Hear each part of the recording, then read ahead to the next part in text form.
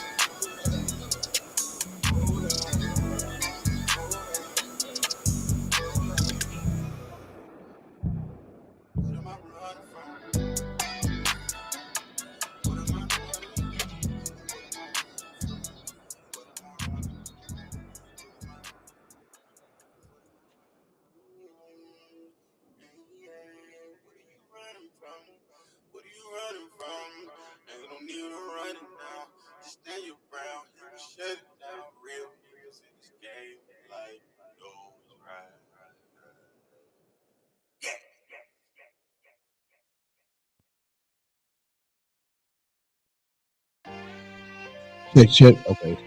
Check.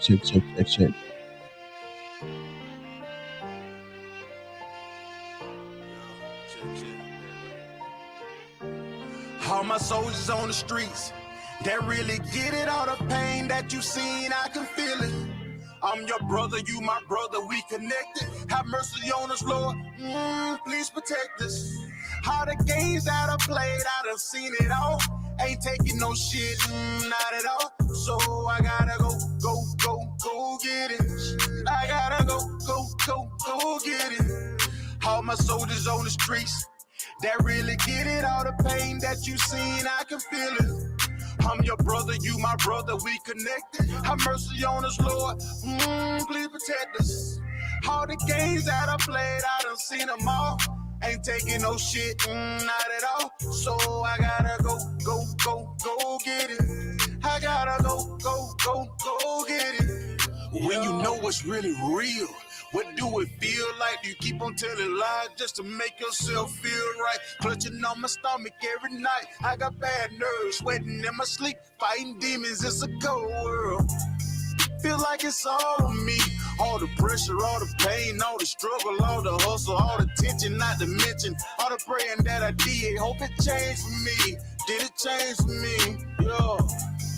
Now I'm looking at myself in the mirror, and every day my vision getting clear. God got me, so whom shall I fear?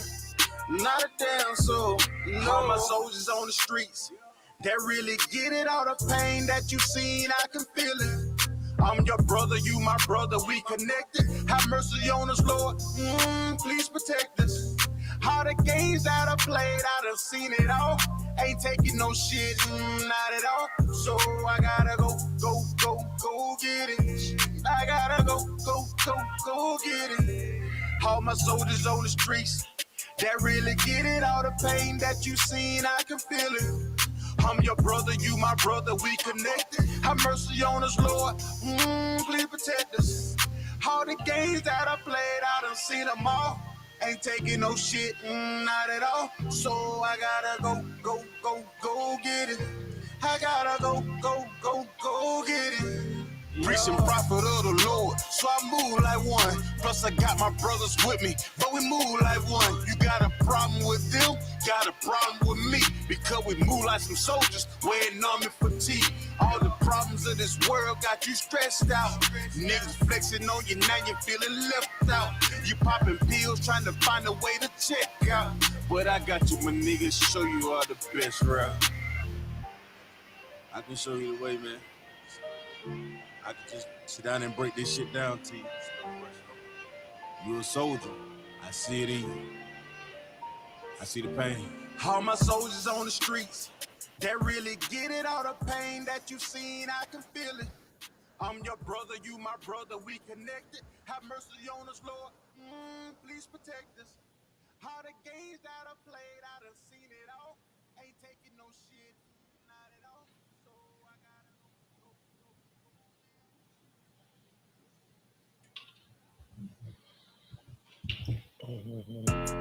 Yeah, those are messed up, no. Bad news is to beat your home, nigga. Yeah. Go on, get on that ass real quick one time. 144, baby. They said you get on, you gon' represent. I said, of course. Soon as they crank that beat, I ride that bitch just like a horse. She about to go dumb, yeah, bitch, me whole guard. You ain't know they call me Obi-Wan. I go with the force. You gon' ride, yeah, of course. Get it lit up like a torch. You even low on this door, so that bitch is either hard. Yeah, I know them niggas ain't cut like that. I swear I'm too hardcore. Wait up, let me make a call right quick. I'ma start another war. I was hurting when she left, but I don't care about anymore. I need a Vaseline like my Nina Puffer bar. Took a sock, watch the dark. Matter of fact, like the dark. Any problem, let them come. We gon' snatch they soul like Shane Sharp. Put them out of service, keep them tools like Miss Harper. Try to hope it's way too late. I'm headed straight to the safe. Throw that one up like a trophy. I'm that nigga, ain't no debate. Told them boys we taking notes. Call them up like set the date. This shit a piece of cake.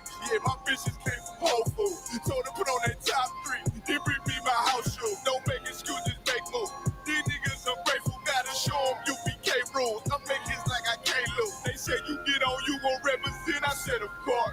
Soon as they crank that beat, I ride that business like a horse. She about to go dumb, yeah, bitch, the whole fuck. You ain't know they call me Obi-Wan. I come with the fart. You gon' ride, yeah, of course. Get it lit up like a torch. You even low on this door, so that bitch is either or. Yeah, I know them niggas ain't cut like that. I swear I'm too hardcore. Yeah, I just got off the call. I'ma start another war. Spit a plate up with my niggas, get your knife and your fart. They ain't locked in with the count and when you speaking to me fart. Yeah, I just took the floor. Ain't no cowards in my campaign. They can't stop the campaign. Tell them bring the champagne. They know I'm a champion. They can see the outcome. Get them niggas bad, got them tied down and out there. You can't do with them steppers. Niggas been down since day one. We run up the bands, bitch, like Dylan. They say you get on, you gon' represent. I said, of course. Soon as they pray that beat, I read that bitch like a horse. Yeah, about to go dumb, yeah, bitch, the whole start. You ain't know they call me Obi-Wan. I come with the force. You gon' ride, yeah, of course. Get it lit up like a torch. You either low or this low, so that bitch is either or. I told you niggas, you ain't feel like that. I swear I'm too hardcore. And I just made it go. We gon' start another war. Yeah.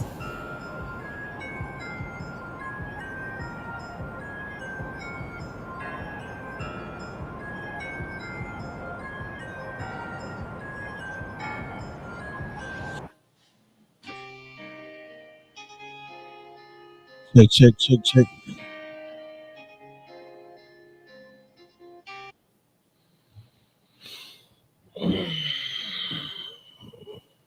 You too up, Buckhill?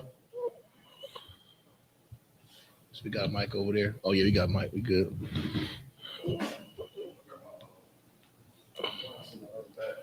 All right, you good. No sweat. Well, all right, clap it up. Shalom, Yahweh Shem Ashar Barakatah, Yahweh Shemar Atah B'Shem Ashar. To all my brothers and sisters out there, Israel, we are the Isupk, the Israelite School of Universal Practical Knowledge, started on 1 West 125th Street, Harlem, New York, under commanding General Yohana. We are not affiliated with any other Israelite group, Blackity Black Movement, Muslim Mosque, Kingdom Hall, or nothing. We stand alone. And since 1969, we're bringing out this truth of the Bible that all so-called blacks, Hispanics, and Native American Indians are the real Israelites, are God's chosen people. And knowing that, we must keep these laws, statutes, commandments. And just like, you know, UPK fashion, today is the Wednesday night biblical law class. And we'll be taking any questions that you have online, type them in. You're a young man, sister, trooper, it don't matter. Type your questions in. Lord willing, we'll answer them. You know, like I said, the biblical law class. So we're going to get into the law today. You understand? And why the law is important and how our conduct can save us. You understand what I'm saying? Also, too, big shout out to Commander Johanna for hosting the Lord's only Passover April 1st, 2023, right here in North Carolina. Raleigh, North Carolina will be hosting the Lord's Passover, man. The Lord's only Passover. So bring your family, you understand? You got any questions about the Passover, contact your closest ISUPK in your city, or go to isupk.com, pay your Passover fee, man.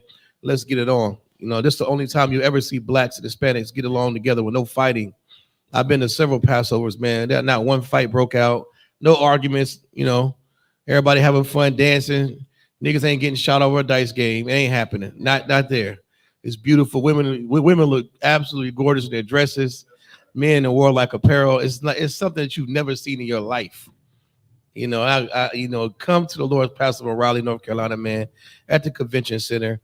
Commander Gianna made sure we had a beautiful, I'm talking about, you know, outstanding venue for the Passover, man. It's incredible. I think there's gonna be one for the books here, man, and I'm excited. I can't wait. You should too. You should be excited to keep these traditions of old, man, because we have to. This is what it's gonna be when the kingdom comes. We're gonna keep the Passover in the kingdom. It ain't gonna stop. Why not start now? You understand? You know, if you could, brother, give me if the book of Zephaniah 2:1. If you could, brother, you know. Like I said, if y'all got any questions online, feel free to type them in. Any questions in the classroom, Lord willing, we'll answer them. You know what I'm saying? And big shout out to, you know what I'm saying, all the brothers and sisters who are, you know, fought their flesh during this holiday season time, man. It ain't over yet. We got what, Valentine's Day coming up. These holiday seasons, you know, they keep coming in. But if you didn't celebrate Christmas this year or New Year's, give yourself a pat on the back, man. Especially if it's your first time. I know it's rough. With the music and all these other false God worship, you have to really put on the full armor of the Most High God. You have to really be conscious of what you're doing. You understand? Because everything in this earth is trying to get you to go against the Most High God. Every power, every sentiment is trying to get you to serve other gods. And that's the one thing that landed us on cargo slave ships. Us serving other gods, man. We serve a jealous power. You know, but if you come into the ISUPK, you're going to be surrounded by like-minded people who keep the law, statutes, and commandments, brothers and sisters. And it makes it easier for you to see what right looks like. If you could, brother, read that for me. The book of Zephaniah, chapter 2, verse 1. Gather yourselves together. That's right. Yea, gather together, O nation not desired. O nation not desired. I love this scripture, man. We start most of the class with this scripture. I ain't never heard this scripture in a Christian church at all. I remember coming to this ISUPK, you know, as a young man and hearing this scripture, my mind was blown. I was like, what? Who's Zephaniah? Like, what do you mean gather yourselves together? Gather where? You understand? But it's so right. Zephaniah is supposed to gather ourselves together. We're going to need to gather together in this time, man. If you gather together in the ISUPK during New Year's, you would have known not to go celebrate New Year's. They had all kind of, I don't know if you heard about that little terrorist attack. I call it a domestic terrorist attack. Some crazy heathen running around New York stabbing police officers with a machete. Hit them across the head with it. Sent two of them to the hospital on New Year's night. All kind of people getting shot. It's ridiculous, man. Christmas, little bastard kids throwing Christmas gifts, breaking TVs, mad because they didn't get what they want on their Christmas list. Right. All kind of nonsense. You understand? Families divided on Christmas. There are some people out here right now who are not speaking to their brother and sister or their mama for 2023 because of what was said and done during Christmas dinner or Thanksgiving dinner. You understand? Because they weren't gathered together in the right spirit. They were gathered together to serve other gods. Zephaniah told us to gather ourselves together. Yea, gather together. Oh, nation not desired.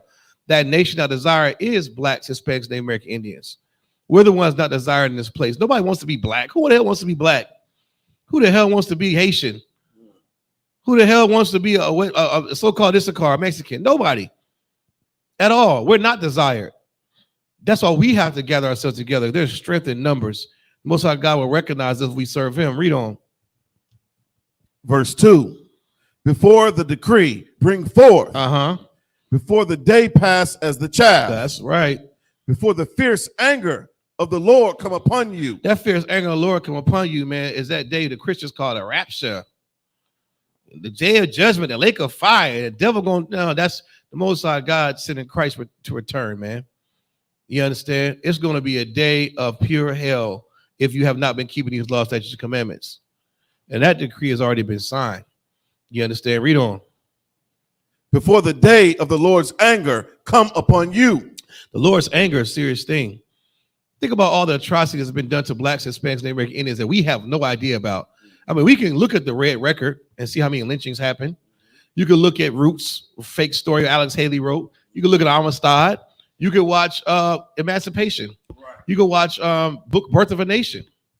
You can watch all these slave movies and all this crap. You can watch Last Mohicans, right. The Patriot, also with Mel Gibson. You can watch all this garbage and see the atrocities that happen to blacks and Hispanics and Native American Indians, but it's still, that's not it. That's right. Those are Hollywood depictions of the evil that occurred. It is so much deeper than that. That's right. As time goes on, we're starting to realize these record books are starting to be open. Research is starting to come up. You start to find about underwater cities where the so-called oppressor flooded whole Negro cities out, and now they have lakes over top of them, where you can go get some snorkel gear and go down there and still see old cars and street signs where Negroes had their own, own neighborhoods.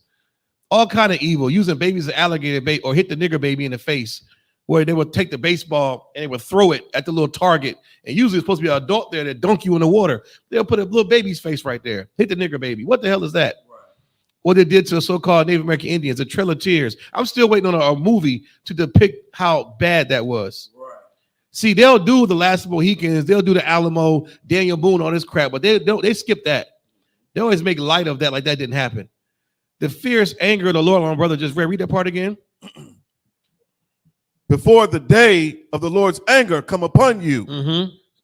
Verse 3. The anger of the Lord come upon you. Salakia. That's us. You too. I'll go ahead, brother. Salakia. Uh-huh. The book of Zephaniah, chapter 2, verse 2. Uh-huh. Before the decree bring forth, before the day pass as the child. Right. Before the fierce anger of the Lord come upon you. Before the day of the Lord's anger come upon you. Twice. Gather yourself together twice, and before the Lord's anger come upon you. Zephaniah didn't have a speech impediment that I know of. Right. He said it twice because he means it. That's right. What he saw, we see. We know what's going on. These records are real. You understand? If Christians believe that Christ's birth was on the 25th, you think that's in the Bible, well, you better believe in the fierce anger of the Lord come upon you in the Bible too. You can't have it all rainbows and Skittles all the time. You can't have it all smiling teeth. Somebody got to die. If you don't want that to be you, you better keep these law, statutes, commandments, man. You know what I'm saying? The saving is going on now. Save yourself and your children. Don't wait. You understand? Gather yourselves together under this Isupk banner. We got classes in almost every city. The UK, Puerto Rico, Dominican Republic. Good night, Brazil. Wherever you're at, we at. And if you ain't there, you listen to the sound of my voice, you could be the brother who started up a school in that city. You understand? We don't have much time left at all. Black people talk. We put size on time. You know what I'm saying? We got a little TT minute. Right. Or, somebody say, I'll be there, it's going to be a long 24 hours for you. Or it's going to be a little minute. Well, I'll tell you what, they thought Christ is going to be a little minute till Christ returns. Right now, we living in that time. It's right around the corner. You understand? Read on. Verse 3. Seek ye the Lord. Seek ye the Lord. Notice it didn't say go vote. Notice it didn't say seek ye choir rehearsal. And notice it did not say seek ye the Christian church, right, or that Kingdom Hall, them nasty Jehovah's Witnesses. That's right. It don't say seek them because the Lord is not there.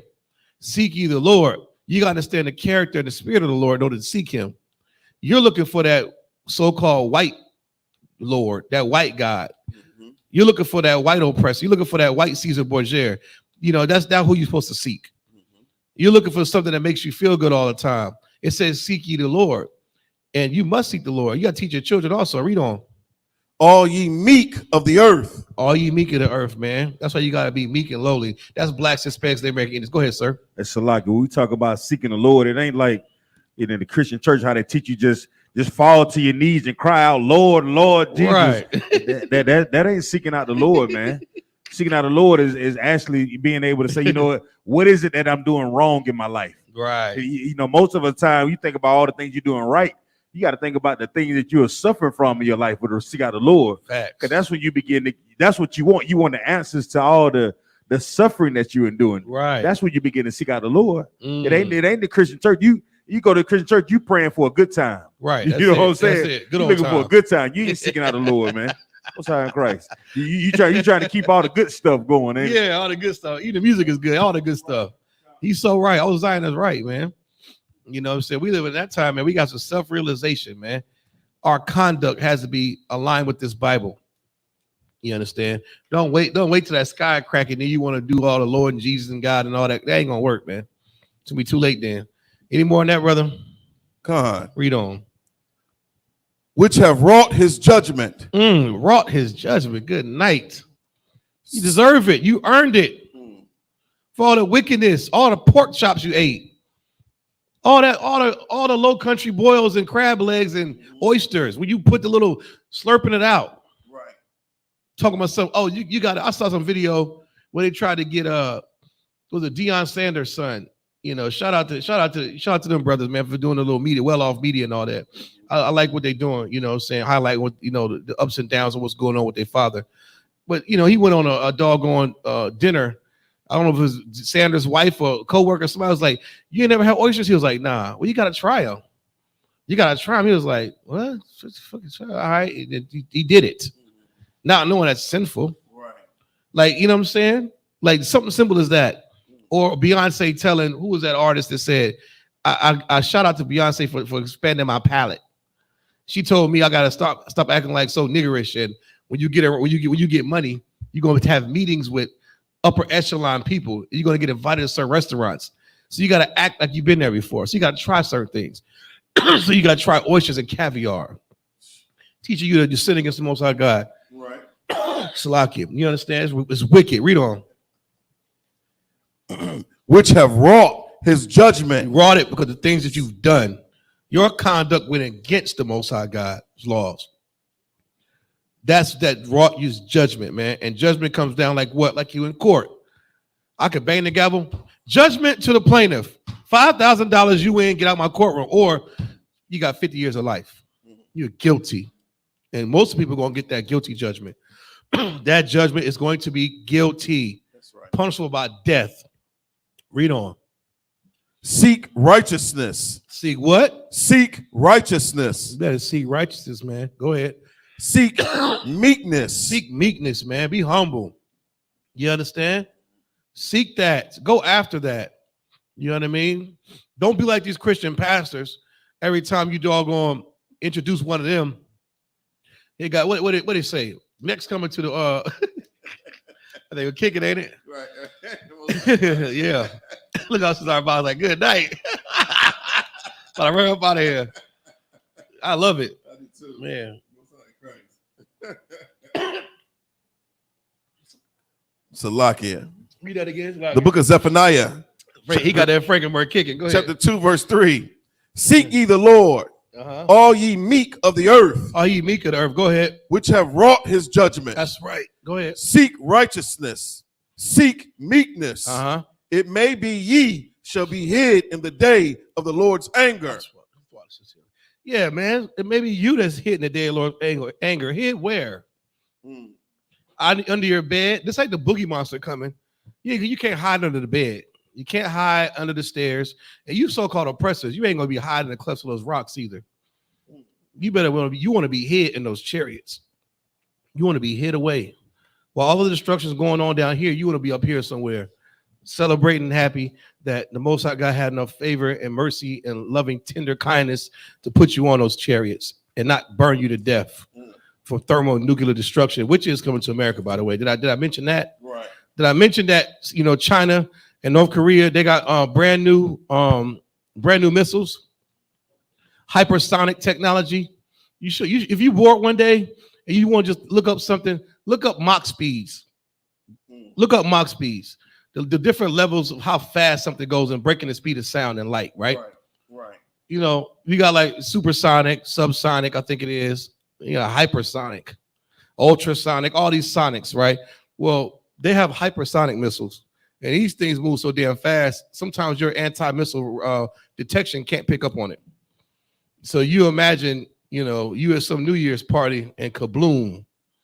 That's all she wrote. Ain't nothing you could do about it. It ain't gonna be no warning. Go ahead. Salakia, I have the definition of Mach, Mach speed. Mach is used as a unit of measurement in stating the speed of a moving object in relation to the speed of sound. Good night. For example, if an aircraft is traveling at Mach 1, it is traveling at exactly the speed of sound. Ooh, man. Aircraft traveling at Mach 1, that's light compared to hypersonic missiles. I mean, they just flying past that. Right. I mean, good night. And that's the type of weapons of destruction that man has, that they're trying to use on each other. And we will get caught up in that if you don't serve the Lord. You understand? You might want to be on those chariots in that day. I know I do. That's a harsh reality. See, until I got to the school, you think about the day of you think about the rapture and Christ returning as what? How your grandma told you, your mama told you. Until you start actually reading these scriptures, and then you start understanding prophecy, you watch the news, you're like, oh, hell no. Ain't gonna be no real dragon that's tied on the earth, and then he's breathing fire. And what else were you, as a little kid, you thought hell was, I don't know, lake of fire, just the dragon. It's stupid. I'm actually feeling dumber thinking about how I was a Christian trying to justify what hell was or destruction was when it's thermonuclear destruction. Go ahead. What you about to say, brother? Oh, no, I was going to bring out the definition of hypersonic. Oh, go ahead. It says relating to speeds of more than 5 times the speed of sound. Oh, that's those missiles they got. Mach 5. They got hypersonic missiles, man, that they've been testing and trying for years now. And now they're ready. It's all those German scientists, all the ones they hire. America's like, whatever, we got stuff. Well, guess what? So does Russia. So does China and North Korea. So does Iran. It's good. They're going to get it on. I don't want to be nowhere near when all that stuff started going on, man. You understand? One white dude said, remember those cats that did the thermonuclear test? Right. When he said the bomb blew up, he saw his damn veins in his hand. Oh, right. Yeah, he said, cover your eyes. It still was too bright. With your hands over your face, you can see every blood vessel and bone, and like an X-ray. Who the hell? And that's in the 70s and 60s. It's 2023. They got something that'll make you, oh man, you get blown to smithereens like those cartoons. When a cat used to get blown away, just ash just standing there. I ain't trying to be like that. Any more in that scripture? No, that's it. Give me Proverbs 15:5, Baba Kusha. Like I said, if you got any questions online, feel free to type them in, man. You understand? We get it on. Shout out to everybody in the chat that's just logged in. Like, share, subscribe, man. You understand? Like I said, we live in this time, man, where knowledge is widespread. There's no reason why we shouldn't know the dietary laws, the laws on brotherhood and sisterhood, the laws on marriage. It's right here now. It was a time where we didn't know. It was a time where you can go to your pastor. He might not have known. But not while Commander and Hunter has all these schools out here. You see us on the street corner. Don't be afraid. You got a question. Walk right up to the cab and ask your question. We're going to give you the right answer. I'd rather be sure than unsure. I'd rather be safe than sorry. You understand? Well, you got that for a read, brother. The book of Proverbs, chapter 15, verse 5. Uh-huh. A fool despiseth his father's instruction. A fool despises his father's instruction, man. A damn fool. I don't want to be a fool. I would hate to despise my father's instructions, because you know what's around the corner when you despise your father's instructions: hurt, danger, failure, because he warned you. We teach these classes all week. It gets redundant after a while, because you're like, man, you wait for new brother or sister to walk through those doors. And you're like, man, are they not listening? Are they not hearing? What's going on? Are they despising the instruction that's given to them by the Most High Power, our Heavenly Father? Mm-hmm. You understand? A fool only despises that. You tell somebody they shouldn't smoke, and you give them the scientific reasons why. Then you give them a biblical explanation why they shouldn't smoke. And they say, I don't want to hear that. Mm-hmm. To each its own.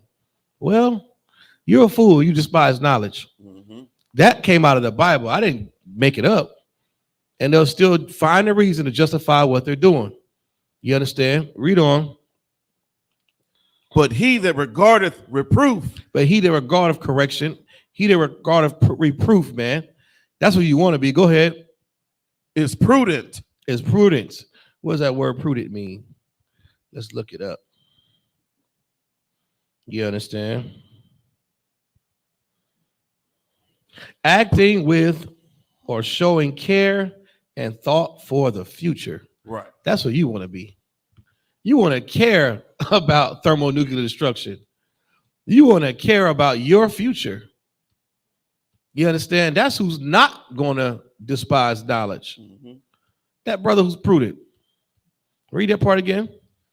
The book of Proverbs, chapter 15, verse 5. Uh-huh. A fool despiseth his father's instruction, but he that regardeth reproof is prudent. So you got to regard reproof, man. You got to take it serious and consider it that you being corrected on especially issues of, you understand, how to handle certain situations in a personal relationships. That instruction, the best instruction comes from the priests and prophets in this school, especially because we're governed by a set of laws and rules and morals that come from this Bible. It's not about what we think. You understand? You'll get the best. Go ahead, brother. No, that's heavy that you said that. You know, when we talk about being prudent, oftentimes in the world, they always say, you can't judge me. Right. You can't judge me. But it says here, you know, to be prudent means that it's marked by wisdom or judiciousness. So the root to being judicious is you have to judge matters. You have to judge, you know, what's presented before you. Right. So if, you know, and the way we do that, it's not by our own opinion. Right. It's not by our feelings, but by the law, statutes, and commandments. That's right. Salakia. You damn right, brother. But it's by the law, statutes, and commandments. And I'm happy about that because I'm not going to fall into the hands of some sinner who's double-minded, whose law and mind will change with how he feels. That's America. If I'm rich, then the law changes a little bit for you. Well, if you're poor, you getting a book thrown at your head. Matter of fact, why'd you even come in here? It's like that. But the law, it don't matter if you're rich or poor. You're held to a certain standard, regardless of your income or your economic, situation. I'd rather fall into the law of the Lord than of man. We're going to talk a little about that later. You understand? You Africans better be glad. I couldn't find a video and an article I wanted today, but we're going to get that next week. I ain't done with Ham. Side note, because that spirit of Ham is another spirit we fighting. We fight all kinds of principalities and powers, but they really OD right now. From Twitter to Instagram to this sense of puffed up pride that Africans are having against God's chosen people. And we're going to tear it the hell down. You understand? But go ahead, read that again from the top, brother. The book of Proverbs, chapter 15, verse 5. Mm-hmm. A fool despiseth his father's instruction. Right. But he that regardeth reproof is prudent. You know, one of those instructions, maybe your father will tell you, man, don't go sleep with a whore. And you like, whore? What do you mean whore? You just trying to get it. You don't give a damn, Mm-hmm. Then that child support letter come in that mail. Mm-hmm. You're like, damn. And your daddy said, well, I tell you. He just shake his head, open the refrigerator, look at you, just shake his head. Mm. Just like Boys in the Hood. Trey, you going to learn. You going to learn, Trey. Daddy tried to tell him. Right. He's such in a rush to get some cootie cat that he not listening to what his father's instruction. Right. But that's how it is. Reality sets in when you ignore your father's instruction. It's all fun. They tell you, hey, you ain't, don't be drinking and driving. Right. Man, I got this, man. I've been doing this, man. Watch out. Then them blue lights hit. Ain't enough mints you can eat. Ain't nothing you can do. But when that devil Esau come knock on that window, ask license registration, he's gonna know you've been drinking. Now you got to pay $3,500 to get out of it. You might go to jail that night because you disregard your father's instructions. When you disregard the instruction, the shame come after that.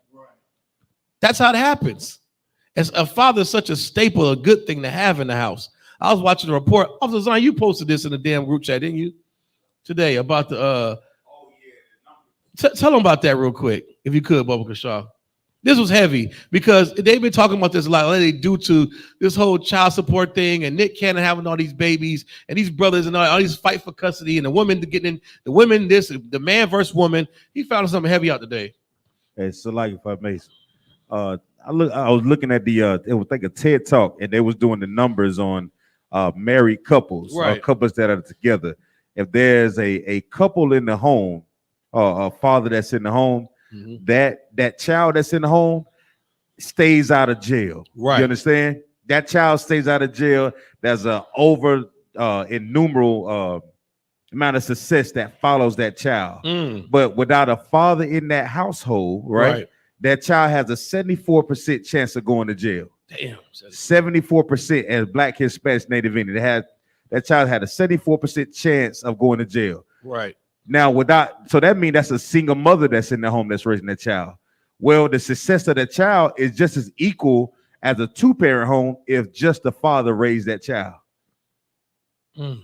You understand that? That's heavy. The success of that child being able to be, excel in life is the same as a two-parent home if just the father raised that child. If just the father raised the child. And that was proven research done.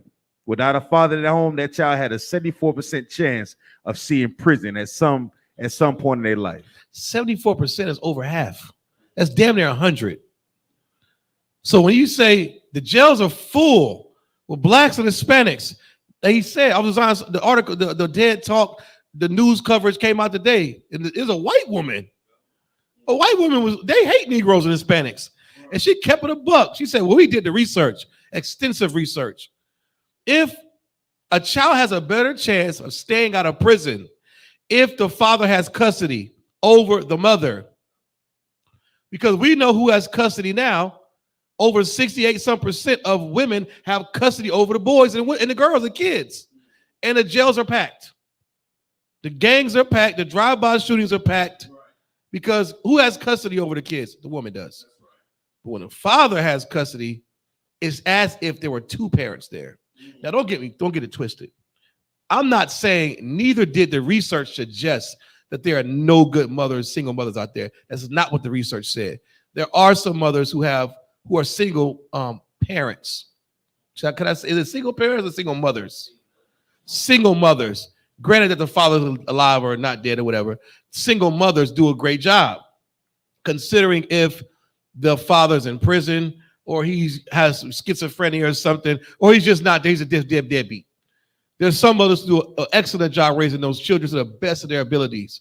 But when a father, you understand, has custody over them kids, they have a higher chance of staying out of prison and a better life as if he was being raised by both parents. Now that's heavy. We talk about a father's instruction. It's something about a man's presence that is spiritual. You see it all the time.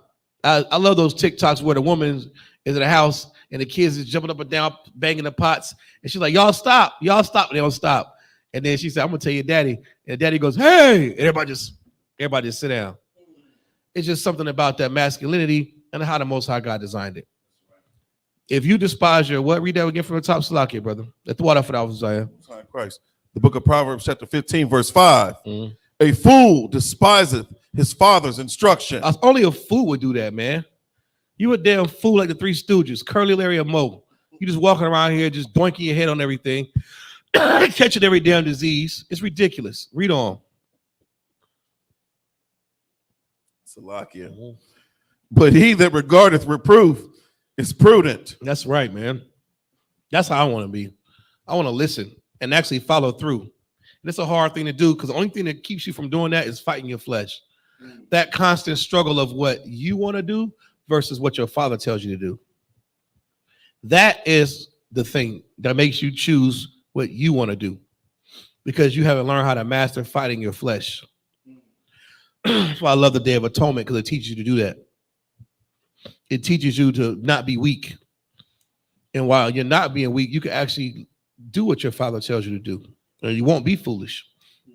You understand? Give me any more on that? No, that's it. The water. Give me first. Let's talk about sin for a minute. I saw this come up a lot of times, even talking to your parents. And Seventh-day Adventists have this thing called like investigative judgment. In dealing with saving souls and who's right. So go ahead, sister, please. So I just have to say, I didn't think she was listening to what you were saying, but she was listening to what you said. And I'll just say from my point of view as being raised in a house with two parents versus what's our reality right now. Right. She just said there's a difference. There's a difference. She said there's a difference from when she was in the house with her dad versus just me. Right. So I didn't know that she was listening, but she actually was. Right. And and like I said, there's certain. Go ahead, sir. So like, if I may, she is right. There is a difference. You know what that difference is? Every brother that's in here has the opportunity to be the father figure in any of these children's lives that are in this school. You understand?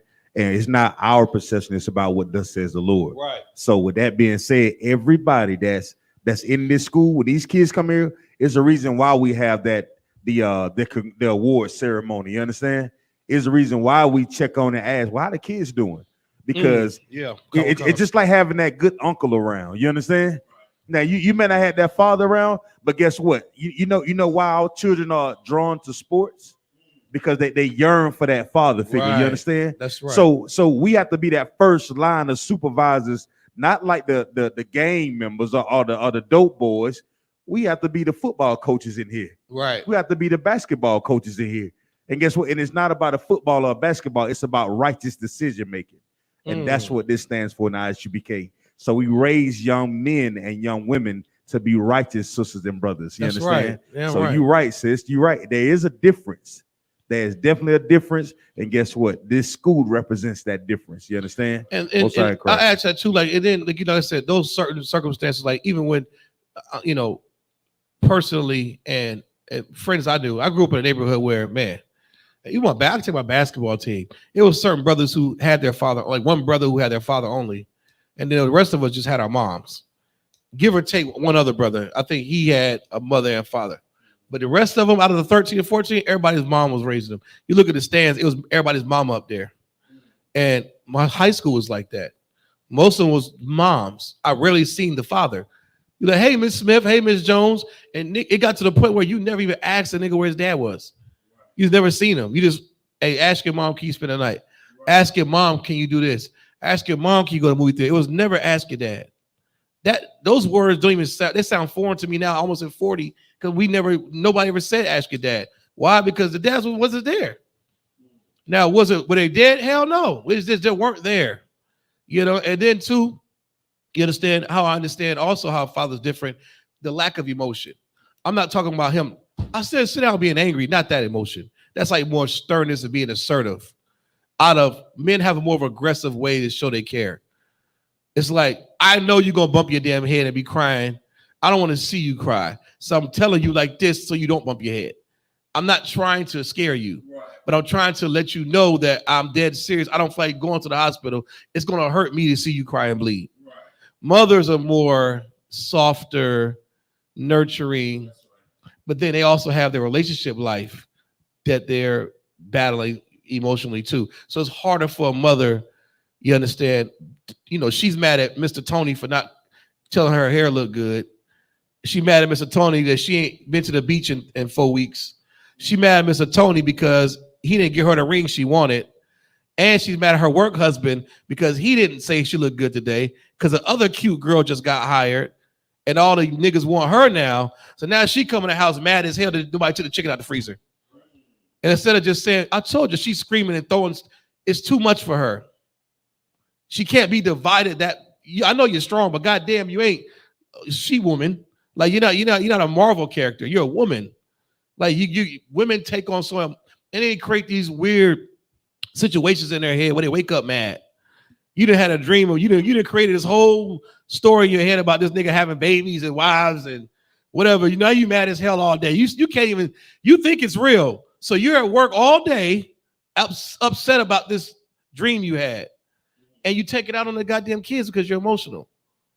Men don't do that. We're more practical. We worried about getting a raise.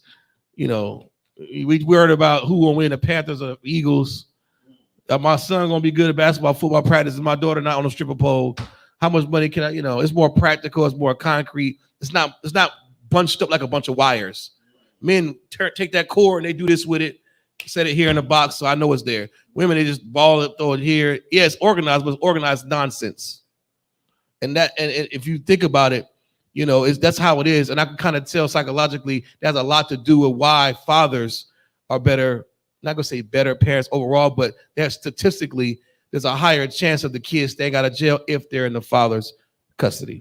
And so like that reason, because you want to look at men are known throughout life as being disciplinarians. And in this life that this is in America, it's not about what you're allowed to do, it's about what you cannot do. You understand? That's what keeps us safe. And oftentimes children are often afraid of the father. You understand? A mother will have that thing that makes a mother special. You know what I'm saying? You can't neglect that nurturing side of a mother, the guidance, the pampering that the mothers do. That's a place for it. Right. You can't negate that. But there's also a place where a father, like you said, is gonna say, look, no. That's right. And if you realize now that's a good father, y'all, then you got guys like Steve Harvey. I don't know Steve Harvey personally, but he made a statement the other day. He said he has failed his daughters because he said he has failed them. He is their father, husband, or something like. He made the statement because he was talking about how everything Lori Harvey has, he giving her everything. So what man is going to compare to that she's going to make in her age bracket that's going to be comparable to Steve Harvey? So it goes both ways, man. You gonna have a sister that does her job, but everybody has to be a part of raising these children nowadays, and you can't skip over anything. You understand? Right. Most High Christ, right. You know, brother. Hey, so right. Go ahead, sister. I'll just say I think it's very important. I'm glad that she's in the truth because I want her to grow in a way. If she chooses to marry, she knows what the truth is. She knows what a man's responsibility is to her as a woman, and her responsibility is to a man, because there is a difference. I grew up in a house with my father. She grew up in a house with her father up until a point. It is very important that your children stay attached to their parents. That's right. It's very important. I don't care what happens in life. If you're not in the truth, you're going to learn some hard lessons. Man. You're going to learn some hard lessons about life, especially when you have children. That's right. And it's going to make you think about your life and your life choices. Yeah, she right. And think about the life choices that we made. And that's why I see these kids in here. It's like a sweetness. I'm like, man, these kids don't understand. They're not going to even do half the stuff we did out of ignorance and being foolish. Right. And a lot of that foolishness came from foolish instruction. I heard, man, I ain't gonna even get into personal with it, but grandmas telling their granddaughters, just go to college and live your life. Just don't be too serious with one man. Right. What the hell is that? Right. You know what you just told your granddaughter? You gave her a license to be a whore because they're not thinking. Yeah, Jada Pinkett's mama. She's one of the worst grandmas. She said, I told her how to masturbate at 9, so she would never need a man. What kind of wicked garbage is that? But, you know, women telling their granddaughters, your mother's advice to a daughter, I don't know why you're so serious about him anyway. Just go out and date. Like, don't be serious with one. Don't settle down. Don't put all your eggs in one basket. Like, damn. Go ahead, sis. It's crazy. I have to say, I had told Officer Zion before, certain things that are said, it's foreign to me because I knew my great-grandmother. Yeah.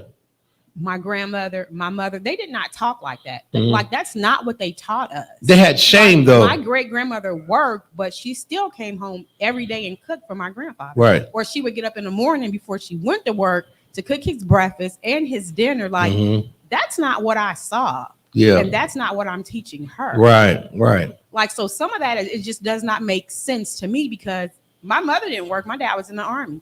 My daddy came home from work. His dinner was done. Right. It wasn't like when sister. He had a good. About, do you serve your husband or your children first? I never thought about it, but my dad ate first. Right. And it wasn't. It was nothing. It was just secondhand nature. Because just like that's just what happened. So it's kind of weird. So I'm trying to teach. Well, she saw a lot of that anyway, up to a certain point. But my prayer for her is that she gets a righteous man. Right. If that's she wants to marry, that's my prayer for her. That's what she has. Not somebody that's iffy, wishy-washy. She want Chris Brown. No, she don't. Look at my. No, she don't. No, she don't. Who the heart throb now for the girls? Chris Brown might be a little older for her. But I was asked to ask a question. I got a text. Are children considered to be grown at 18? Okay, that's a good question. Me, in my mind, see, okay, it varies from child to child. It's kind of like I use a Day of Atonement, for example. I know that my children, I have a son who's 13. He was 12, just turned 13. He's a kid. He's running around playing Legos and still, he's not doing a Day of Atonement. He's not that yet. He's a child. I'm not going to make him fast 24 hours like me. But then there's another kid who's 14 years old. The nigga's 6'2", eating up everything in the refrigerator, playing football, and he's sexting girls. He's got a full beard. He looks like LeBron James. That nigga can fast. You get what I'm saying?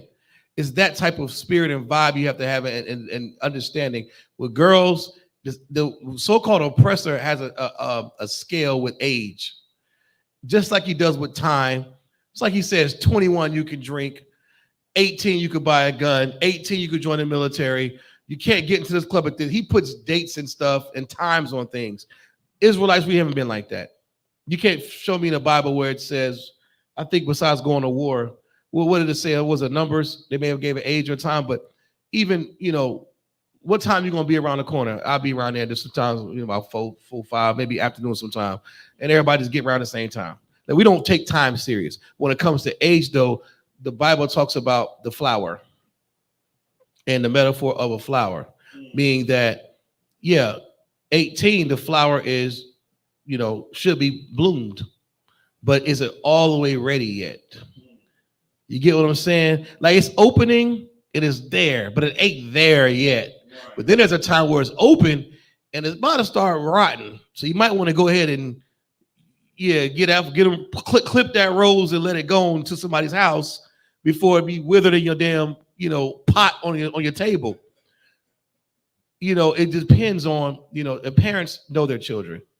When she's old enough. Some 18-year-olds are childish, it's still childlike, where they're so innocent. Then you got an 18-year-old is like, this girl's grown. I mean, this heifer is, I can't even keep her in the house. She's boy crazy. She's trying to make her own money. She's working in 2 jobs. She's driving like on a highway like she's 30. She's doing all that. You're grown. And that's how you pace. And you might have a child, like I said, you might have one daughter. They're both one's 18, one's 19. The 18-year-old might be more mature than a 19-year-old. So it just depends. You got to watch your children closely, I think. And I know General Muhammad was speaking about that when someone else asked a question about at what age is grown. Even at the Passover, right, when they do the corsages, you got the white corsages, means go ahead, talk to the sister, ask her what camp leader is. She's single. You see a red corsage. If your daughter's 18 years old and you don't think she's ready for none of that, put a red corsage on her, because that'll make everybody just stop. Now, don't ask how old she is. You see red means stop, nigga. It don't matter who she belongs to. You see red, stop. White, you can inquire and do whatever. So I used to put a red corsage on my daughter because she looked grown at 16. And I knew men would look at her. You can tell that. You can look at your child. Oh, this is a damn grown woman walking around my house. She's not a child anymore. But mentally, is she an adult yet? No. And, 16 is your baby. But, 18, that's the so-called oppressor, put limits on it. Because why 18-year-olds go to college. And guess who else goes to college? A 23-year-old man is there. He's also there. So he's thinking, if she's 18, she's in college, I could have sex with her. Well, like I said, that's just because, you see your children out the house and, they're in a lion's den at this point. But like I said, it's up to you. I look at it. I take the flower metaphor because it worked for me. When a young girl comes on her period, that's the metaphor of flower blooming, is opening. And then as she get older, it's starting to open more. And then when that rose, that flower is good and right, ready to be cut and sold, she's at prime time, ready to date and be married. But you don't want to wait too long, because then it'll start to wither too, and her good years will be behind her. So I would say about 19, 20. That's Salaki.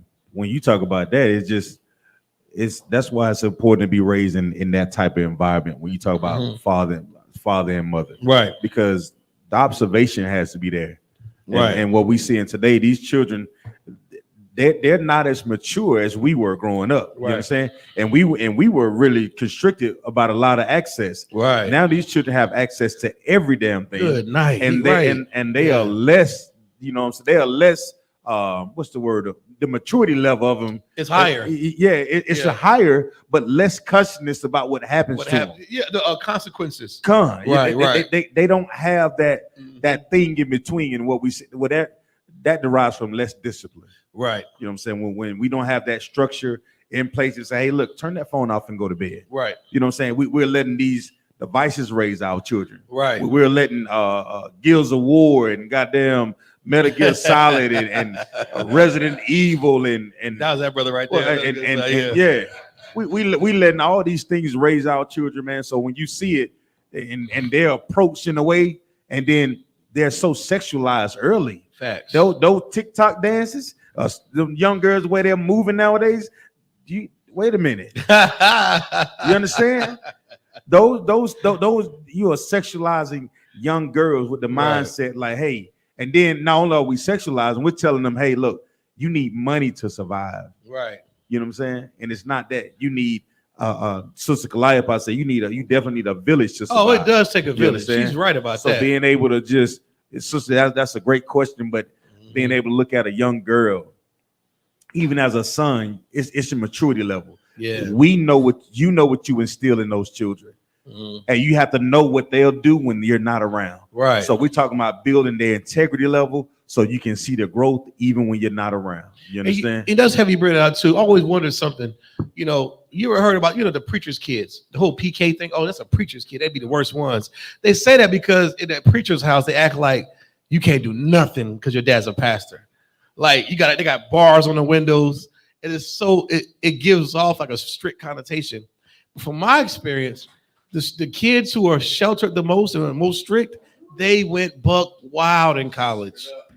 When I tell you, when I say buck wild, they went more wild than the kids who was out past the street lights. Right. The kids that was out past the street lights, they was kind of like, I ain't doing all that. I mean, the ones that had to come in the house, I'm not saying the street light thing is bad. We all had to be in the house. I'm saying that type of child that's extra sheltered to where it's like, she's 14 and you're not having no internet past this time. Like, goddamn, she's 14. Like, let her. You do that type of thing, them kids never come back home. How many girls that we know that swore when I've heard it like yesterday? I ain't gonna say no names. When I turned 18, I ain't never coming back here. You like, damn, you got nice houses. What the hell? They couldn't do nothing at all. And these girls weren't whores.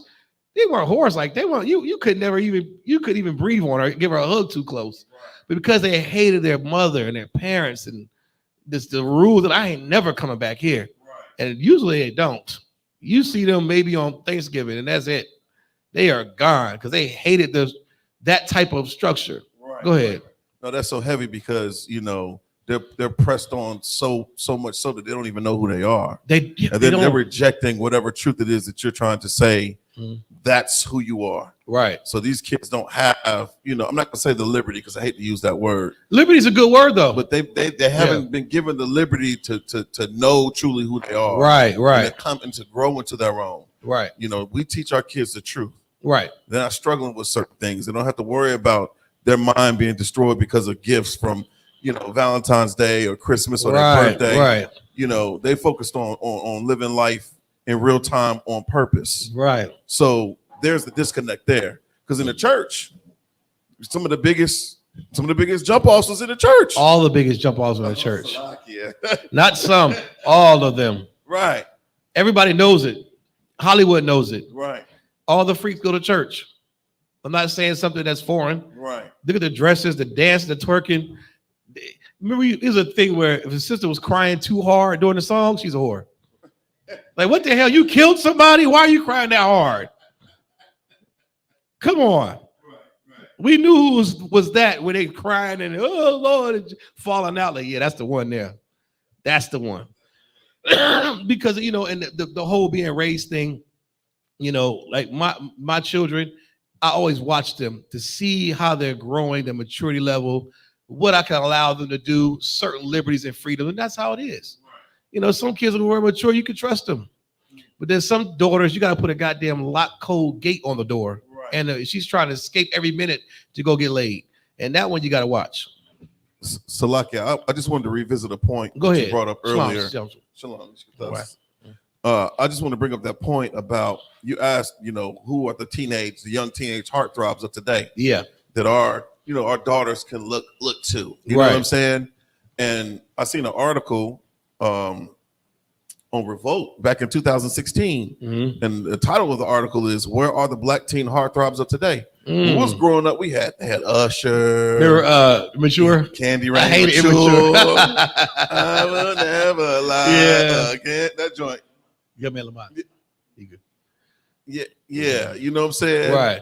And what's so crazy is when you fast forward to today, and if you were to watch MTV or the BET or the VH1, if they're showing the videos, right, they're not showing you the male female relationship. They're not even promoting it. They don't even want your daughters to even base their focus on that. But what you do see is, like you said, the entertainment is being weaponized against us. Yes. So you'll see a lot more interracial marriage. Man. You'll see a lot more of girl on girl, the gay and lesbian. It's not that wholesome heartthrob stuff that we came up on, brother. It's crazy. That's a heavy point. I'm looking at because I just Googled it. I put it in my smartphone because my smartphone is so damn smart. Right. It says popular male teenage entertainers. And this list of 12 is ridiculous. Good night. There is no diversity, equity, and inclusion, which is what the society is promoting right now. Right. Because it's all white. The entire list is white. Starting with Finn Wolfhard and Harry Styles. Who is that? I don't know. Finn Wolfhard. Finn Wolfhard is the guy. He's top of the list. Harry Styles, Cole Sprouse, Logan Lerman, Tyler Posey, whatever. I never heard of none of those names you just said at all. But this is I'm not out of touch. Right. Right. No. That's what they're pushing on our daughters. Mm. You know, so it's really, really imperative that we get this truth out. Facts about who we are as being God's chosen people, the only royalty on the face of the earth. Damn right. When the Queen died, we didn't shed not a damn tear. Niggas not a tear. Getting right. Right. You know what I'm saying? Yeah. Layashala to that. Most High in Christ. Right. You know, so that's the spirit we have to be in, and you know that's the spirit of the Lord. Yeah, right. That's a righteous spirit. Facts. You want your daughter to eventually grow up when she's mature enough and marry a righteous brother. Right. Because how else are we going to continue to, procreate? The LGBTQ agenda is a crime against humanity. Facts. Damn right. Just imagine if it has taken hold. This is the new black. Yeah. So just imagine if everybody's gay, nobody's making babies now. None. You talk about population control. We talk about eugenics. We talk about Martha Sanger and Planned Parenthood. Yeah. They're putting it right there in your face. We just got to be more prudent. Right. We have to judge these things. Read that scripture. Read down. Get your brother hand, man. He's so right, man. And read that scripture again at Proverbs 15:5. You're so right about that, man. And all that comes from not despising your father's instruction in the house. And these fathers are here. We're learning the right way. Our parents didn't have all the answers. Some parents did better than others.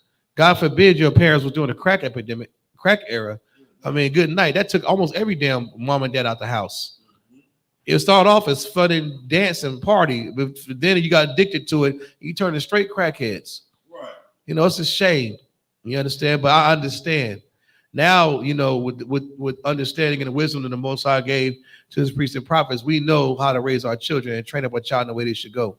Not giving them the option to worship other gods, but telling them the truth straight up and down. And not, and you have to not despise that.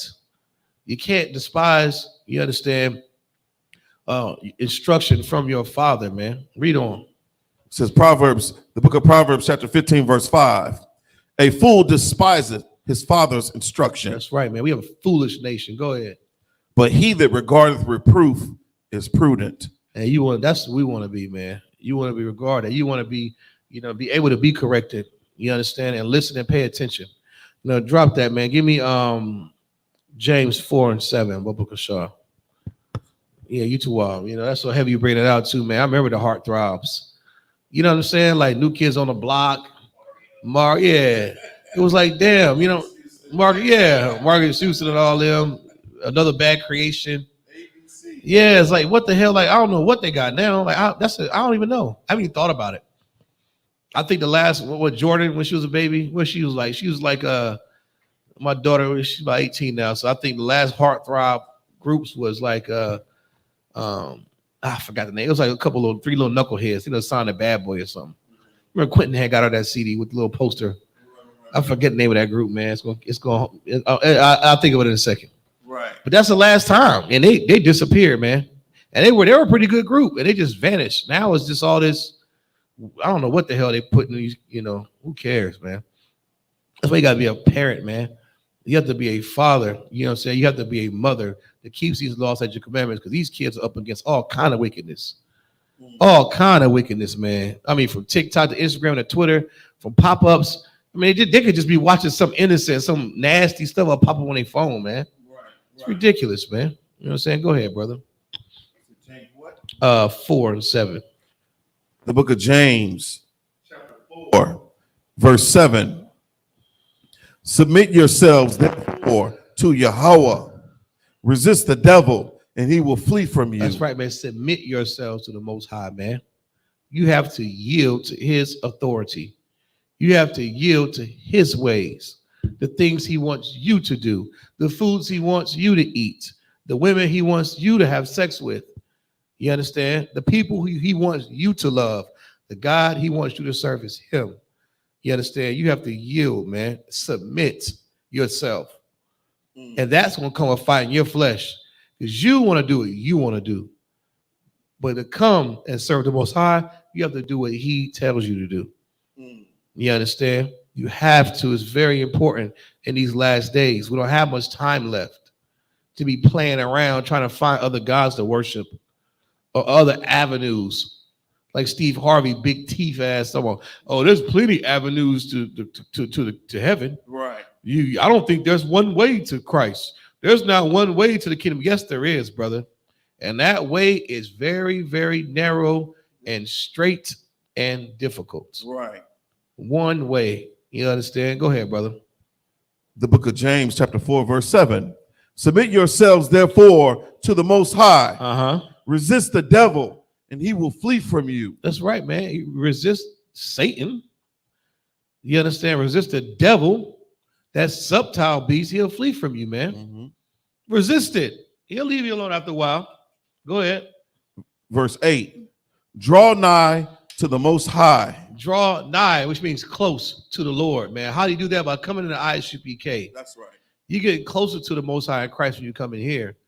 When you put that pork chop down and cook beef instead, you draw a little bit closer. When you stop eating no crab legs and that oyster, you eat fish instead with red snapper and fish with scales, you're getting a little bit closer now. That's right. When you stop being gay and stop kissing on that two men kissing, and now you say, I'm going to kiss a woman, you're getting a little closer to the Lord now. Draw nigh to the Lord, man. You understand? You have to get close to the Lord. How you going to do that? By doing what his son did. Mimic Christ. Be Christ-like. Fight your flesh. Become brand new. Don't be a filthy bastard, man. Draw nigh, which means closer to the Lord. Read on. Draw nigh to the Most High, and he will draw nigh to you. And he's going to draw nigh. He's going to be close to you. He's going to stay close to you more than a brother, and he's got angels. You want somebody on your side that's got, clouded up. Somebody who is more than that. Read on. Oh, cleanse your hands, ye sinners. Clean your hands, man. Draw close to the Lord. He'll be close to you. That's the type of person you want close to you, the Most High God. Damn a security team. He got legions of angels that can protect you, man. How you gonna protect you? You fresh out of damn, Golden Corral, eating all the pork they got in the building. But you want the Lord's protection. Nah, protection don't start, you understand, when the sky cracks. Right. Protection starts before that. You gotta be proactive. That's another thing I want to talk about. You gotta be proactive, man. You have to be proactive with serving the Lord. You know what I'm saying? Don't wait until you in that supermarket and that damn mass shooter gets the busting caps. He get the busting caps all up and through the aisles. You reaching for the pork bacon from Smithfield, Jimmy Dean, and he busting caps, the wild mass shooter. Oh, it's too late now to try to be righteous. You got to be proactive. You're supposed to draw near the Lord before that. You understand? Read on. Cleanse your hands? Salakia. Cleanse your hands, ye sinners, and purify your hearts, ye double-minded. Purify your hearts, you double-minded, man. That's so heavy. I love that scripture. That's instruction right there. To have a pure heart. A heart that's not, polluted. You understand? It's not cut with Christianity. You want pure everything. What's better than something pure? Pure olive oil is really, really good. Pure diamonds. You don't want no fake J's, do you?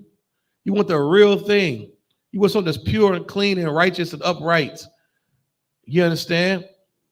You want something that's flawless. It says to purify your heart. You don't want no dirty ass water. You want purified water. You want your heart to be, you want it to be pure. You don't want it to be tainted with other gods and philosophies, new age movements, crystals and sage. Love is love. It says purify your hearts, ye what? Purify your hearts, ye double-minded. Ye double-minded, man. It's like James 1:22, man. You be double-minded. Pastors are double-minded. Your grandmother's double-minded. Your mother's double-minded. If she's not in here. Your best friends, our politicians are double-minded. Those clowns you went down and voted for are double-minded. Our religious leaders are double-minded. Why is that? You can just prove it. You can just prove it. You can't be multicultural and pro-black. The hell is that? You can't. You can't teach that you can't sleep with my wife, but the laws are done away with. What kind of sense does that make? So, Pastor Joe Willie, I got a question. Go ahead, brother. If the laws are done away with, can I sleep with your wife? Well, hold on now. He'll get the deacons to use your head to open the door because he don't mind it. The laws are done away with, but you can't sleep with his wife. Why not? Why not, Pastor Joe Willie? You're taking all my damn tithes anyway. Can't be double-minded, man. You can't serve God and smoke weed. You can't do it.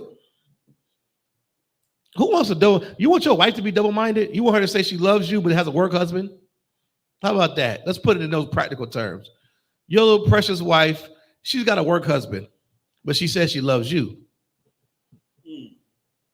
We had our vows and all that stuff. She's double-minded, man. Damn hypocrite. Right. You understand?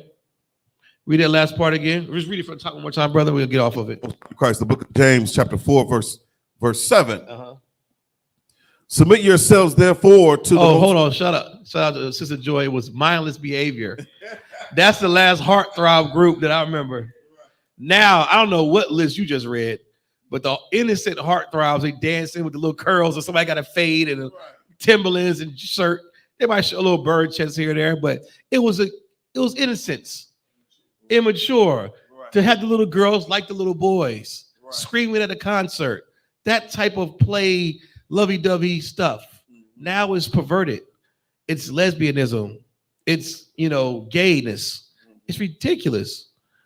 Yeah, mindless behavior. That's what it was. I don't know what the hell happened to them. It's sad. But go ahead, brother. Sister Joyce. Yeah, mindless behavior. Remember that. I'm out of my mind. Salakia. The book of James, chapter 4, verse 7. Submit yourselves, therefore, to the Most High. Resist the devil, and he will flee from you.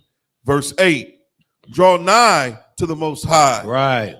And he will draw nigh to you. That's what you want, man. Any more on that? God. Go ahead. Cleanse your hands, ye sinners. Let's cleanse our hands, man. Let's put down those things that we were doing that were wrong, that went against the laws. And that's what sin is. Brother, you know what sin is? Young man Lamont, if I was to ask you what is sin, what would you tell me?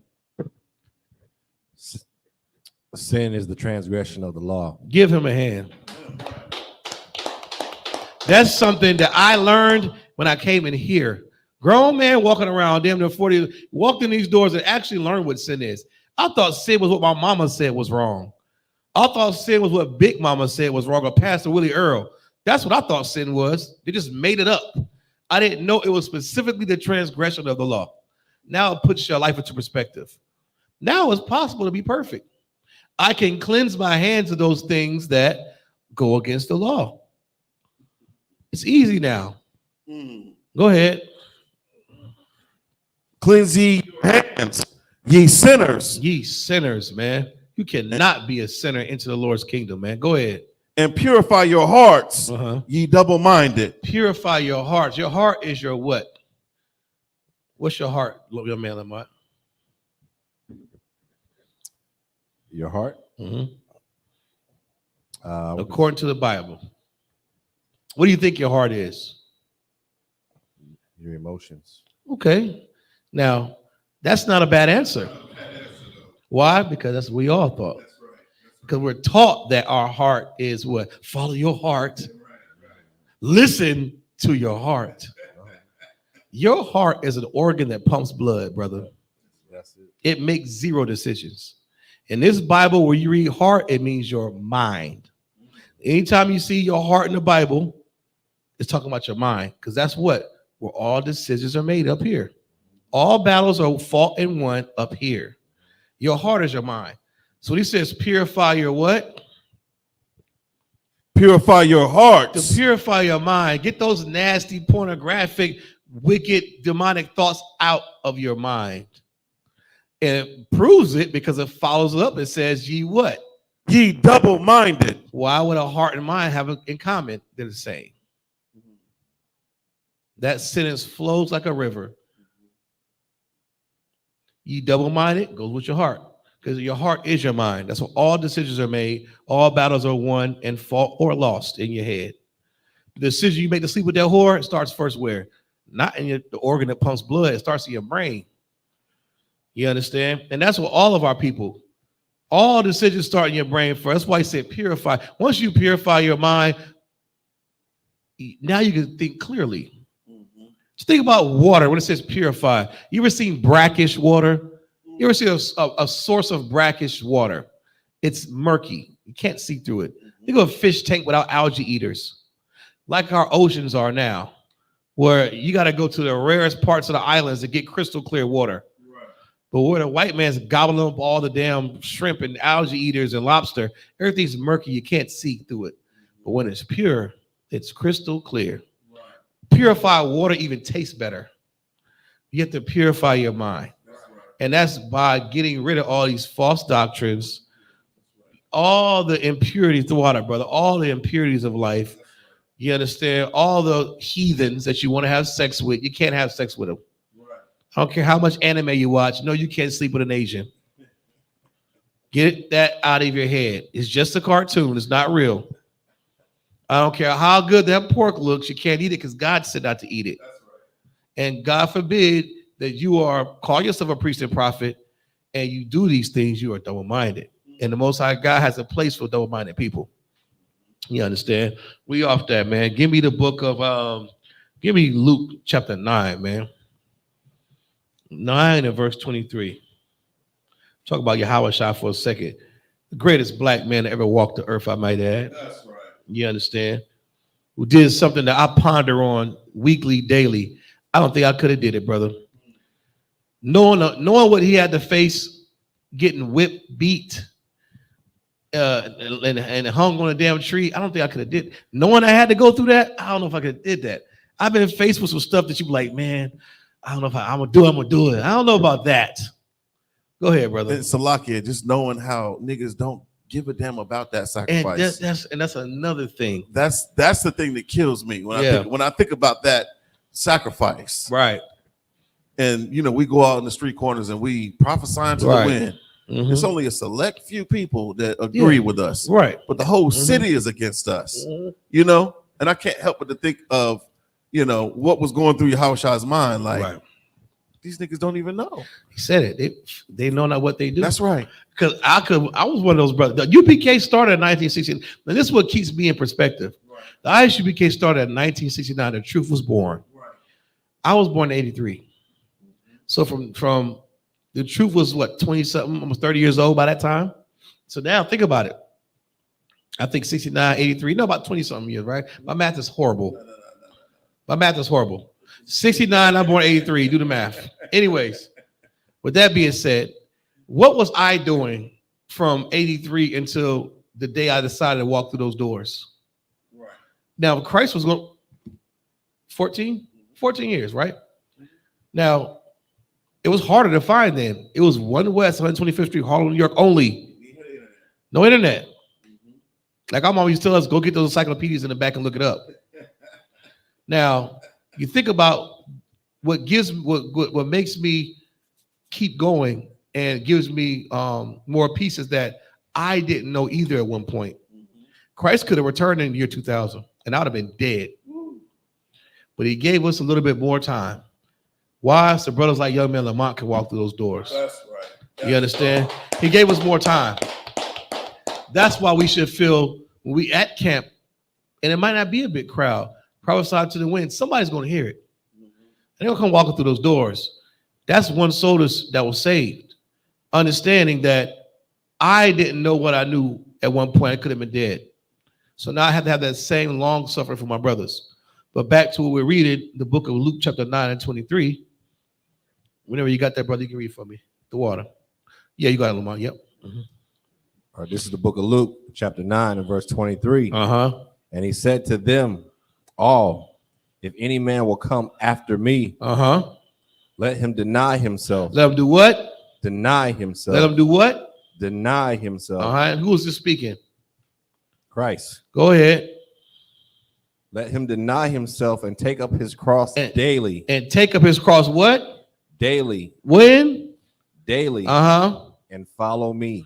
And follow me. You ever heard this before? Have you heard that scripture before? What do Christians use this to justify doing? It's something that all Christians do, even non-Christians. It's something they do, right? It's something that they put on to justify the scripture. It's the emblem of the cross that they wear around their neck. That's right. They do.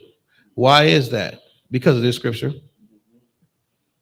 Why we all did it. Someone's got it tattooed on our bodies. Taking up my cross. I'm putting this cross. Where your cross at, brother? Oh, it's right here. I got it right here. Okay, I'm just checking. Cross check. They always do that garbage. You understand? But he said, if any man follow Christ, let him do what? Come after me. Let him deny himself and take up his cross daily. Okay, so how do you deny yourself? You would have to put away your ways of thinking and doing things. What if your ways of you mean the ways of what if my ways of thinking are right? Give me more. As long as your ways of thinking are lining up with the Bible and the commandments. If they're not lining up with the commandments, then of course, then it would be against following Christ. No, you're not wrong. I'll take that. I'll give you. I raise you one. When we go on the street, you came to Charlotte that day, right? It was a Saturday. What were you planning on doing that Saturday? Nothing. You were planning on doing nothing, right? But chilling, right? Chilling, eat some chicken wing, clip your toenails, play the game a little bit, whatever. The average Negro is doing that on Saturday, right? That's his day. It's his day, what he wants to do. Christ is saying here to do what, though? Deny yourself. Yep. These men you see in here have done that and continually do that daily. Coming to these classes when you want to be where? You'd rather be in a strip club. Have you had the chicken wings in there? Have you heard the music? Have you seen the women? You want to be smoking weed, right? Have you seen the new grains and strains they have? You go to camp on Saturday, you're going to deny yourself, brother. What you want to do is chill, play the game, go get some money, do a little something. But to follow Christ, you got to deny yourself the things that you want to do. Kind of like, in America, for them to take over, Afghanistan and Iraq and America and all their provinces and put a flag on a damn moon, they suffered something. You get what I'm saying? They went without something. They had to deny something in order to conquer and conquest. Being that if we want the planet Earth, we want rulership. Christ is saying, let a man deny himself. You got to deny those things that you want.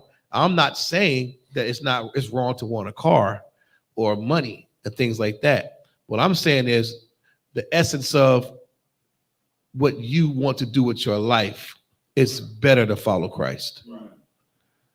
Because we on the street corners saying, thus saith the Lord, don't eat pork, don't commit murder, don't do drugs, love your brother, love your sister, forgive your father, forgive your mother. And niggas just walking by, kicking your son, spitting, throwing a blunt at you, running up trying to punch you. You're like, why the hell am I even out here? We made a decision to deny ourselves what we want, while those other men sleep in their beds. They can count their manhood cheap. You understand? While they sleep in their beds next to their wife in that warm, comfy bed, just count your manhood cheap, that you didn't stand and fight with your brothers. You understand? Read on. Verse 24. For whosoever will save his life shall lose it. Whosoever shall what? Save his life shall lose Break it. that down. Go ahead. So what that means, of course, is if whoever tries to save their own life. You mean like CPR if I'm choking? You know, meaning what? Trying to do things your way of trying to save your life. Mm-hmm. You're going to lose it. Okay. Give me an example. You trying to do things your way of what you think is going to actually save you. Your way of thinking. People's ways of doing things. Okay. I get you saying. You right around there. More specific. You know, when you break these because you want to give more specific, precise examples. You understand? Something that I can relate to. Make it practical. I want to save my life. Tired of being broke. I'm going to join the white man's military. I want a charger. I want an apartment. And I want to have sex with Asian women. I want to go to Japan. So I'm going to join the Air Force. I'm going to join the Army. Me trying to save my life, I'm going to lose it. Why? Because I should have came and joined Commander Jay Honda's army. Christ's army. Yeah. I'm retiring 20 years. You understand? You trying to do those things like you said was right. You trying to do those things that benefit you without even considering the laws of God, without even considering his will for your life. You're going to lose it. Like the Bible says, what profited a man to gain the whole world but to lose his soul? Not knowing that thermonuclear destruction is right around the corner. You think the Most High Christ gives a damn about your mansion? You Bitcoin minded. Now you got you a mansion. He's going to burn it to piss. The Bible says won't be one stone left upon another. That's right. All your degrees, all that crap that you thought, are you still eating pork? You celebrating Christmas? Right. I mean, you attained it all. It's what you wanted to do. You tried to save your life. You don't want to be like your dad. Right. My dad was a drunk. He didn't love me. He wasn't there for me. God forbid you're like your dad, right? Who had to suffer through the crack epidemic and a whore mother that put him on child support. Or his father was beat to death because his dad was a sharecropper, so he didn't know how to love you properly. So forgive your dad. Right. But you try to save your life to not be like your father, you're going to lose your life. That's what the Bible's saying. You understand? Read on. Verse 24. But whosoever will lose his life for my sake. Whosoever walks through those doors and joins the Isupk under Commander Jay Honda and keeps the law, statutes, and commandments, and endures to the end, will what? The same shall save it. The same shall save his life. You walk through those doors, you're making a conscious effort to save your life. Why the hell would you walk through those doors anyway? You know what? Look what's out there right now. I mean, you become a millionaire from your smartphone. Have you seen OnlyFans? You can show your feet, become a millionaire on OnlyFans. Why would you decide to come into the Isupk with these crazy Negroes with Bruce braids and gold teeth? Why? Maybe you want to save your life. Maybe you actually care about your wife and your children like you say you do, and you want them to be saved. You understand? See, Christ denied himself. Was Christ married? Did Christ have a wife? What was her name? I don't know. Did Christ, he fasted for how many days? Yeah. He didn't say, man, bump that, man. What a chicken wings, and I ain't doing that, man. These niggas ain't gonna listen to me no way. It can't. They gonna keep smoking weed anyway. Christ didn't do that. He denied himself. You understand? He requires the same of us. But this time, you understand, you're gonna feel that hurt and that pain of denying yourself. You didn't have to feel like Christ did, but you will feel it because you actually want to save your life. And in trying to save your life the wrong way, you're going to lose it. But if you don't give a damn about that, you're going to actually what? You're going to save your life by losing that old stinking man, by losing the old strip clubs and weed and false doctrines, all the comedic scientists, the 7 wheels of light, the Kundalini chakras, all that new age garbage, all the dreadlocks. You lose that crap, then you'll save your life. You understand? Any more on that on 24? But whosoever will lose his life for my sake, the same shall. Hold on. You lose his life for the army's sake. Lose his life for my sake. For my sake. Go ahead. The same shall save it. That same person is going to save it. That same brother or sister will save their life, man. That's the mindset we got to have in these days. You understand? You have to. Look like I said my behavior too. They both knew what group that was. That's funny. Oh man.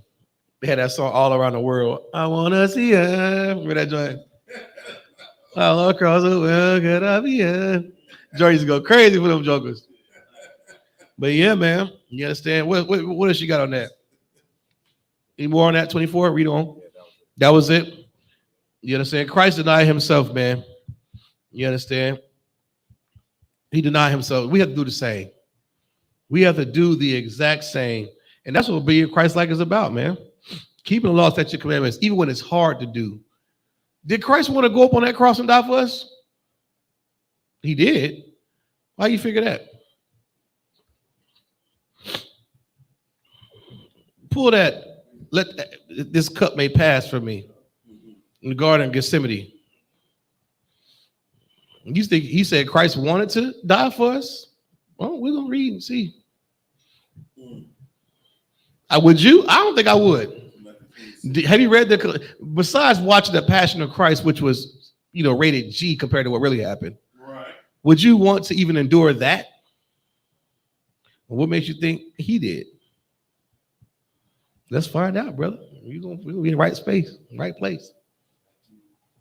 It should be in the book of Matthew, chapter 26, verse 39. Go ahead.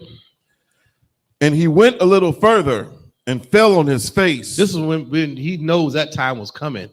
The Romans was coming to get Yahushua. He asked the brother, hey, stay up with me for a while I go in here and pray and meditate and all that. And niggas was falling asleep. And Yahushua prayed. You understand? He knew that time was coming. He knew the hour was at hand for him to do what he was born to do right this moment. Go ahead. Verse 39. And he went a little further and fell on his face. And he went a little further. Just fell on his face. Think about that. Knowing you got some, you think you about to get a whooping from school. You fall on your face every couple of steps. You know your dad gonna tear your butt up. That's just a baby whooping. He had to take on and die for the sins of all his brothers and sisters of Israel. Knowing how wicked these Roman bastards were, can you imagine? He know how to torture. They put niggas in cauldrons with oil. I mean, you're talking about a ruthless, disgusting bastard of people, barbaric maniacs. It's who Yahushua had to go up and face. Go ahead. And prayed. He did what? And prayed. And he prayed. What are you talking about? Saying, oh, my Father, if it be possible, let this cup pass from me. Break that down, young man. If it be possible, what Christ just prayed for, what does that mean to you? So he was asking the Father if it be possible that if there's any other way besides doing what he was destined to do, right? If there was a way out. Yeah, it's like this cup is full of wrath. Nigga, let this cup. He passed that. No, I don't want what? Whips and tear you. No. Can somebody else do it? Can this cup pass for me? Can this burden? I don't want to bear it. The question I asked you earlier, did Christ want to do it? Hell no, he didn't want to. You understand? But read on. Nevertheless, this is a spirit and attitude you have to have. Go ahead. Not as I will, but as thou wilt. Right. verse 40. As thou wilt. He's saying, nevertheless, have it your way. Go ahead. Salakia, I got the definition of cup. Go ahead. In this context, according to Merriam-Webster, it says something that falls to one's lot. That's what happened. It was his time. It was his time. He was like, nevertheless, it's going to let it be your will, Lord. If you're not going to let it pass for me, if I got to do this, I'm going to do it. He was the G, man. Right. Most niggas would have been like, hell no, and ran. And got up out of there. Right. You understand? He didn't do that. And that makes my problems feel so small. I'm like, man, I don't really want to. But I think about what he had to do. I'm like, well, let me get my boots on and shut the hell up. Right. Let me tie my boots up and go do this small thing that the generals or captain or officers asking of me. I can do this small thing that's asked of me because Christ did this great thing that was asked of him. That's right. And we all have to have that type of mindset. And you're going to need it. Trust me. Daily, you're going to have to deny yourself and the things that you want to do if you're going to be in here. And that, brother, is something that when you're in the world, it just doesn't register. Everything's about you and your little baby and your girlfriend and your life. But in here, you're going to follow the law, statutes, and commandments and be Christ-like. That's our example. Is there any more on that? Where was we at? It was in Luke. Luke 9 and 23 or 24. So like, okay, yeah, drop that. Give me, what time is it? Where I want to go? Give me Romans 8 and 33. No, bump that. Give me 2nd Esdras. Let me get that. Let's see. Let me get 2nd Esdras.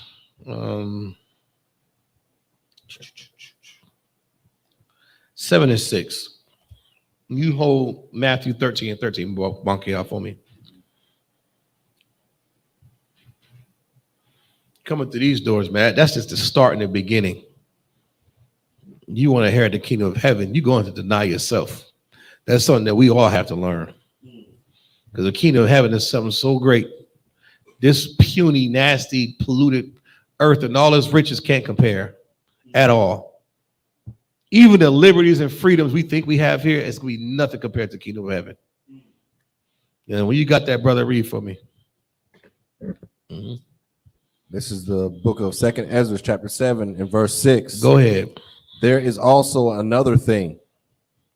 A city is builded and set upon a broad field. This is what Ezra was saying.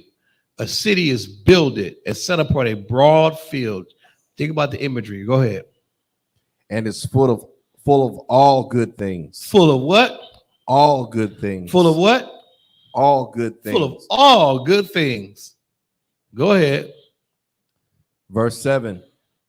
The entrance thereof is narrow. But hold on. This city that's full of all good things, the entrance is narrow. The hell you mean it's narrow? Go ahead.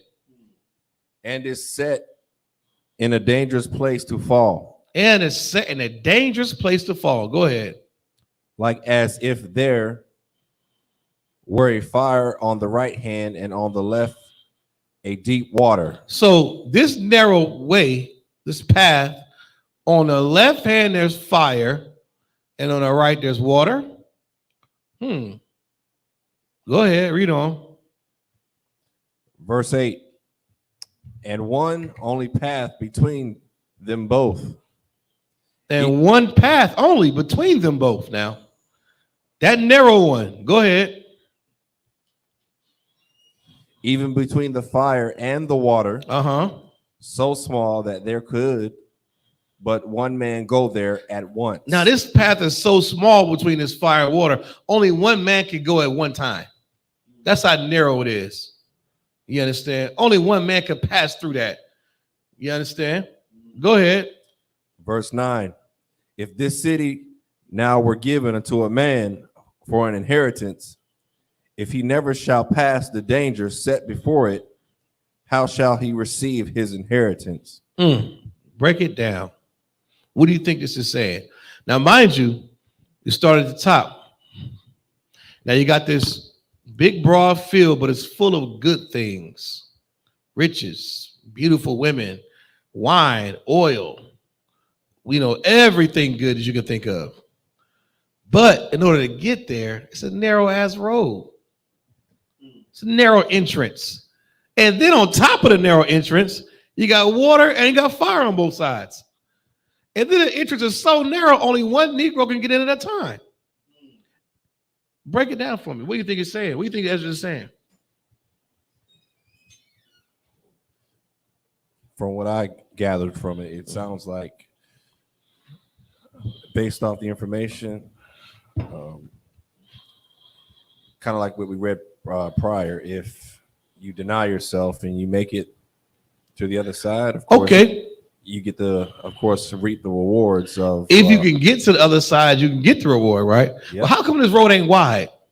It's hard to get there. But why? Why did it? Let's say the Lord made this road. How come he didn't make it wide?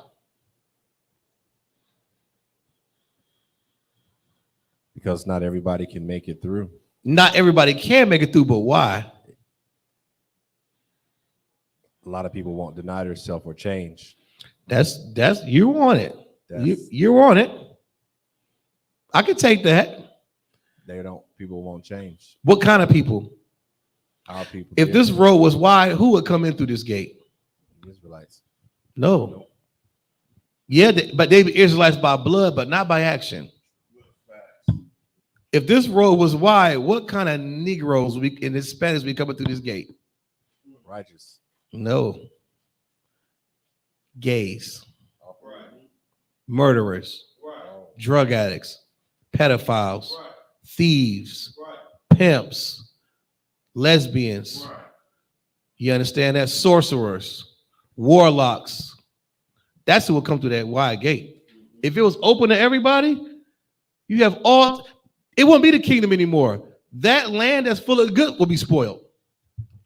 It would be spoiled. Had not been for the fire on one side and the water on the other side. And it being narrow. If that gate was wide, you have all kind of, it'd be like a Christian church all over again. What's the point? We got that now.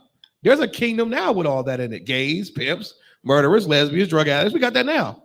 What's the point of having that? You get the point why that road, why that pathway to all the good things is narrow? That's why. You see, contrary to popular belief, the Most High don't want everybody to inherit the kingdom of heaven. That's right.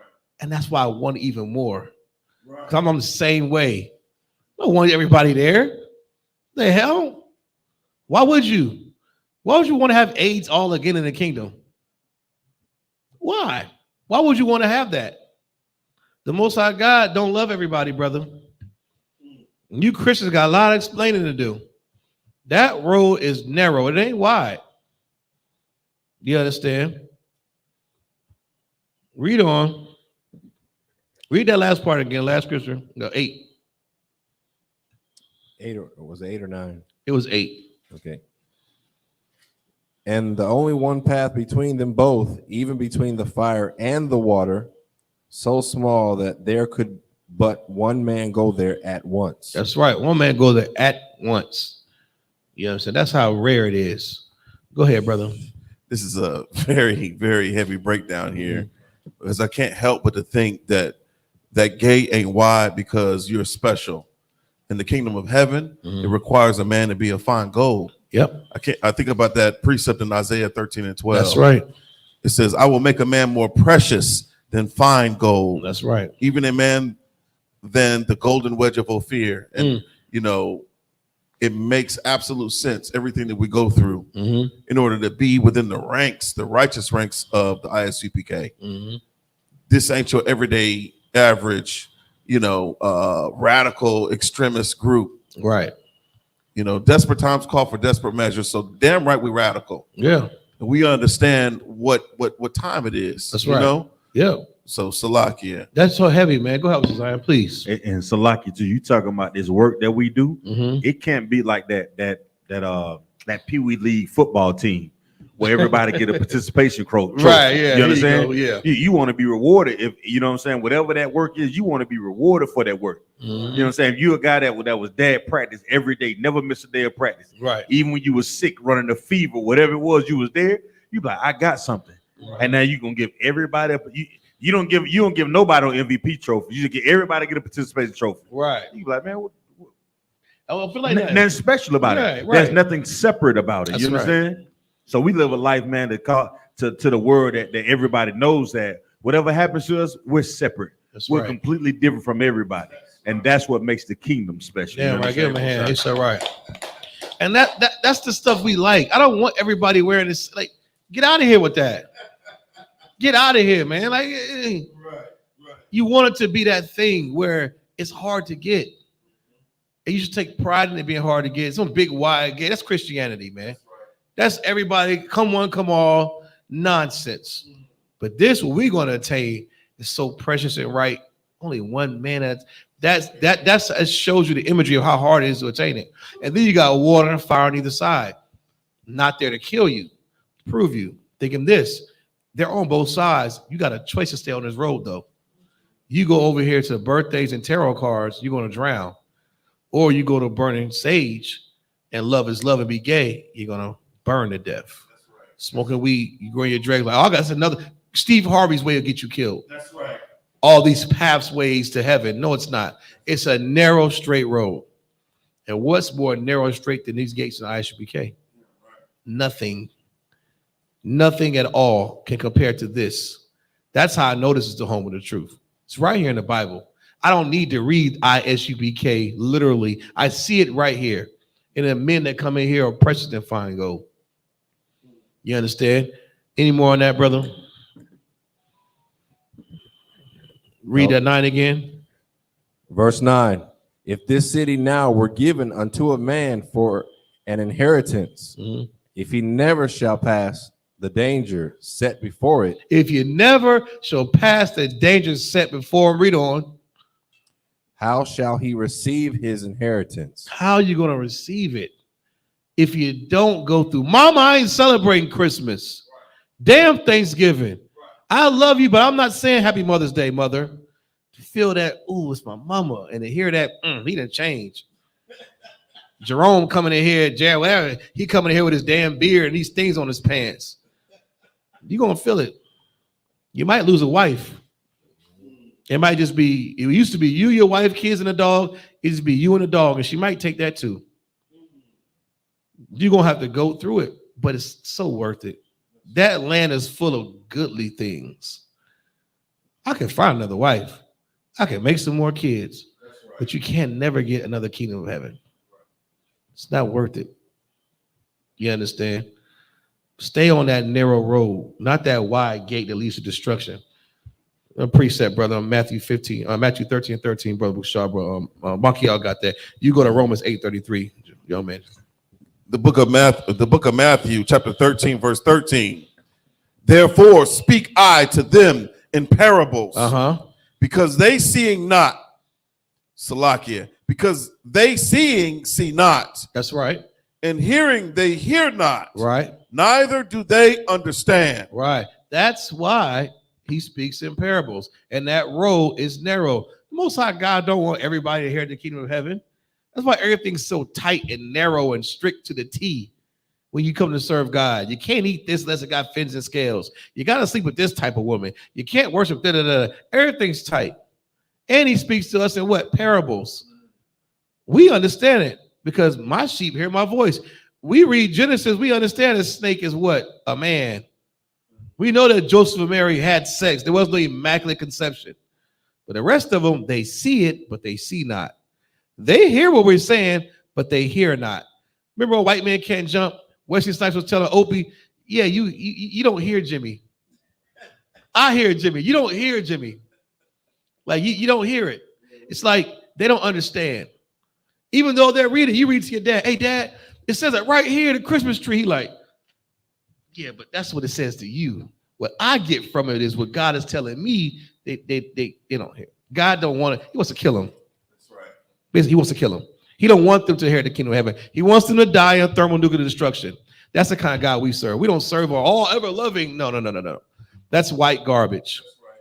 And that's the precept to prove it. We understand those parables. It ain't for everybody. So if some people you're going to try to bring into the truth, brother, they ain't going to hear you. Okay, wipe your hands with it. You tried. Now, if the Lord has mercy on them, He's going to show mercy who He show mercy on. But seeing, they see not, hear, they hear not. They read just like you can read, but it ain't for them. That's why our road is so tight and narrow. Read, give me the last one, Romans 8:33. All right, this is the book of Romans, chapter 8 and verse 33. Who shall lay anything to charge of God's elect? That's right, Sister Brittany. Everybody would try to come in that gate if it was wide. It ain't for everybody. All your friends, Brittany, try to come up in there. I'm like, nope. I try to get your number over there. Go ahead, brother. It is God that justifieth. It is who? The Most High that justifieth. Read it from the top. That's from the top. Who shall lay anything to the charge of the Most High elect? Go ahead. It is the Most High that justifieth. Read on. Verse 34. Who is he that condemneth? It is Christ that died, ye rather that is risen again, who is even at the right hand of the Most High. Break down 33. Start from the top. What is that saying? Have you heard that before? I've heard it all the time in the Christian church. Watch how you talking to me. You talking to one of God's elect. You're talking to a son of God. I got God this and Jesus that. Christians swear up and down. You can't say nothing to them. Remember Mike Epps talking? Y'all talk to them old ladies on Friday. Like, watch how you're talking to us. Like they swear they God's elect. It's saying who can lay charge to what? God's elect. You understand? Read on. It is the Most High that justifieth. It's the Most High that justifies, right? Break that down. What does that mean? What does that mean? Well, the first part is, of course, God has who He has chosen as the elect. So okay. Anything that He puts in place or in charge is already set in stone. What does it mean to who can lay charge? It says against. Is that word in there? Yeah. That now you got context. Now you have some it says against. Who can lay charge? Not for, not with, but against the God's elect. What does that mean?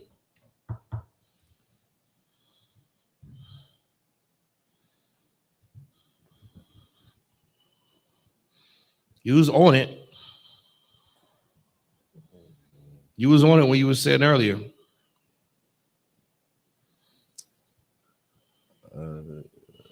Think about this.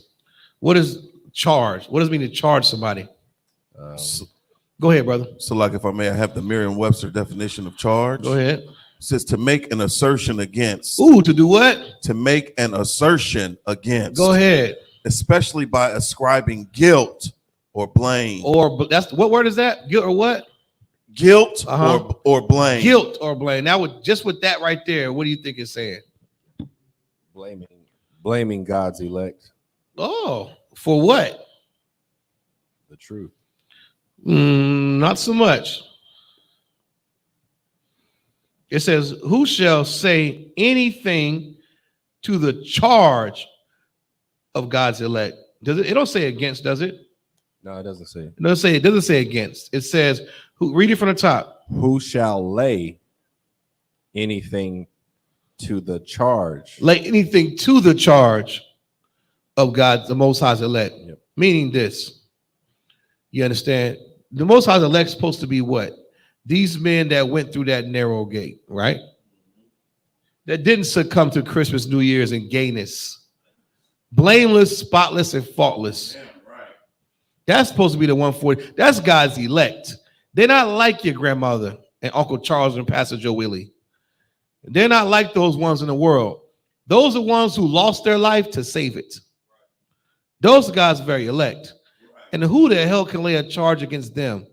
Who can say that I saw this brother smoking weed? Who can say that I saw this brother being gay? Who can say that I saw this brother celebrate Christmas? No one. No one. Because why? They're perfect. There's no charge that can come against God's elect. That lets you know what type of men they are. They're upright. They're righteous. You understand? Read on.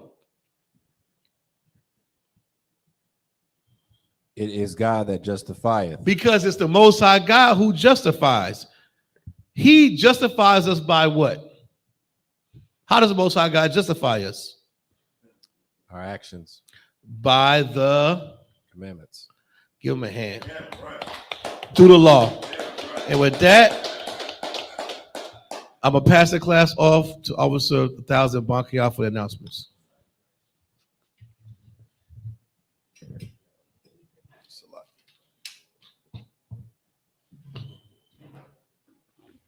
ISUPK security announcements. We are the ISUPK, started out at 1 West, 125th Street, Harlem, New York. Rule for new brother and sister. When a new brother or sister comes to the school, they are off limits for 6 months. They are to be saluted only. They are here to shed themselves of the world. If they need transportation, the teacher will arrange it. After 6 months, if a brother or sister has an interest in a particular person, he or she must get permission from the head to speak to a brother or sister. There's another 6 months in which the brother and sister will court each other. After this 6 month period, the brother and sister will get permission from the head to marry. Tithes, which is a commandment. The book of Numbers, chapter 18, verse 21. The book of Malachi, chapter 3, verses 8 through 10.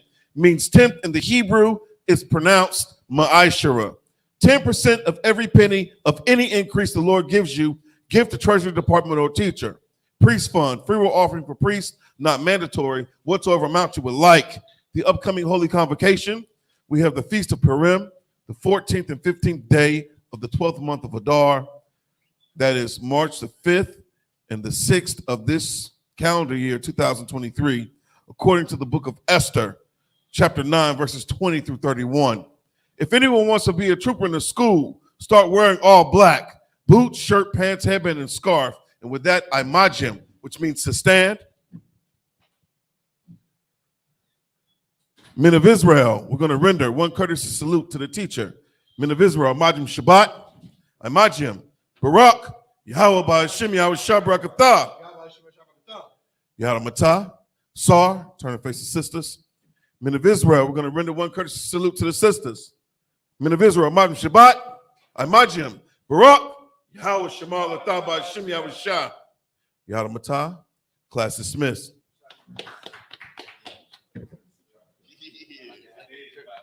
It's authentic, man. I don't see no name on that.